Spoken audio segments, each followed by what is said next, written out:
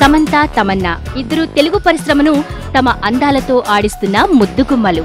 ఈ ఇద్దరు భామామణుల్లో ఎవరైనా ఒకరు కాస్త తన అందాలను ఒలకబోస్తే చాలు ప్రేక్షకులు ఆ చిత్రానికి బ్రహ్మరథం పడతారు. అటువంటిది ఈ అందాల భామలిద్దరూ కలిసి ఓ చిత్రంలో తమ సొగసుల సత్తా చూపిస్తే బెల్లంకొండ సురేష్ తనయుడు బెల్లంకొండ శ్రీనివాస్ పరిచయ చిత్రంలో ఈ రెండు అందాల బొమ్మలు కనువిందు చేయనున్నాయి.